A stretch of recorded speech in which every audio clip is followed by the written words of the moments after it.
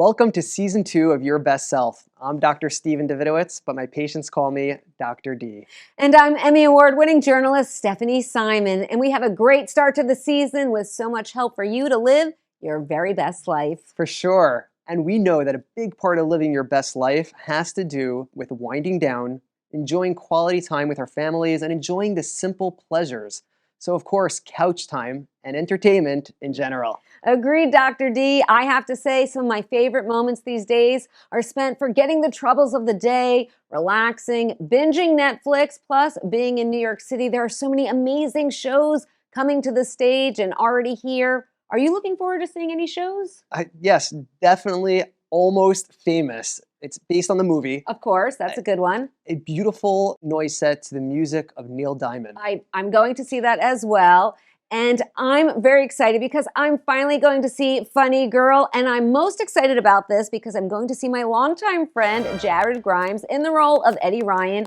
Now, I've been following his career for a long, long time, and Jared always has so much going on, and he joins us now to bring us up to speed on everything happening. Jared, thanks for joining us. Thanks for having me. I'm so excited to chat with you guys today. Jared, now tap dancing was your first love. You were on Showtime at the Apollo, I think at age 11, and now you're back on Broadway in the hit musical Funny Girl. How does it feel? Oh, I'm still on cloud nine. I just, when I think about, the journey from, doing shows like Showtime at the Apollo, and, performing in subways and on the streets, in the early 2000s, and a little bit in the late 90s, I still have to kind of pinch myself.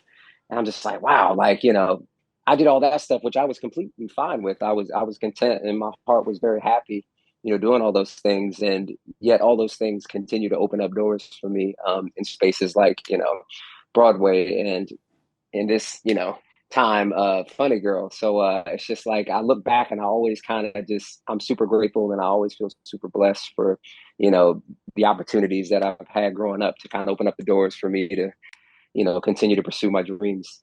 And Jared, what does it mean to you to be the first African American to play Eddie on Broadway?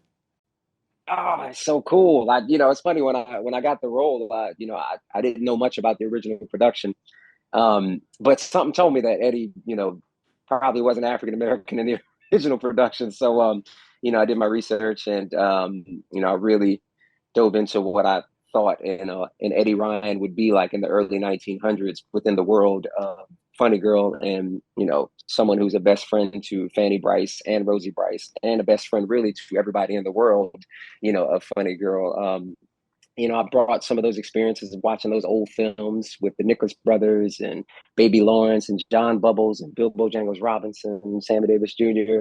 And Gregory Hines. And, I was just like, man, this is the perfect opportunity to, shed light on what a lot of those performers were doing in the early 1900s, which paved the way for a lot of performers today. Even if they weren't tap dancers or even if they aren't dancers, a lot of performers and the performers that I just mentioned, they just really gave a lot of ideas to some of the mega artists in this day and age. So I was just like, Eddie Ryan is going to be one of those life sources for some of these artists today. And I have a good time every night bringing that to the stage. Amazing. You're also on the hit show Manifest, playing Adrian Shannon, and the 4th season has dropped on Netflix. Very bingeable. It was even recently their #1 top TV show in the US. So congratulations. What's Adrian all about? Oh man, Adrian is a troublemaker. Adrian is, in season 1. I mean, I can't believe I've been on a hit television series for 4 years. It's one of those things that I've always wanted, and when it happened, and while it was happening, I was just like, I can't believe it's happening. I didn't even know that I would be on the show this long. In season 1, Adrian kind of stepped on the scene as this kind of hothead who had all these ideas, and he felt like, nobody was hearing him out. And, in season 2, he kind of lashed out in the form of, I would say a supervillain in season 2. I don't want to give away any spoilers for anybody that's going to try to, binge all 4 seasons for the sake of watching, season 4 that's out right now. But in season 3, he kind of, backpedaled on some of his ways, and in season 4, he's trying to put everything together and figure things out for everybody. And so, I mean, it's easy to say he's a bad guy, but I really think he has a lot of good in his heart. He just hasn't found the balance to, really putting that forth for everyone in his life at this point in time. Jared, speaking of fours, you are a quadruple threat. You sing, you dance, you act, and you choreograph, but it's been a long road and it's been thrilling to watch. What's your message to those out there looking to follow their dreams, whether it's in entertainment or anywhere else? My message to anybody that's trying to pursue their dreams is to look at failure as an opportunity. If you're not failing in some way, every day, then that means you're not trying hard enough. This thing called failure in everybody's lives is one of those things that people try to, maneuver around and try to stay away from, and they're hesitant to do things because failure might be on the other side. But I'm here to tell you that I fail every single day in some way, shape, or form, and it's not because I don't know what I'm doing or I'm not worthy of the things that I dream of. It's just because I'm so aggressive towards my goals and those dreams that I'm willing to risk everything every single time that I pursue them. And if you want those things in life, then you have to get accustomed with failure. You have to be failure's best friend, so that way you can conquer failure. And so I always try to encourage people not to look at failure as a bad thing, but as a stepping stone.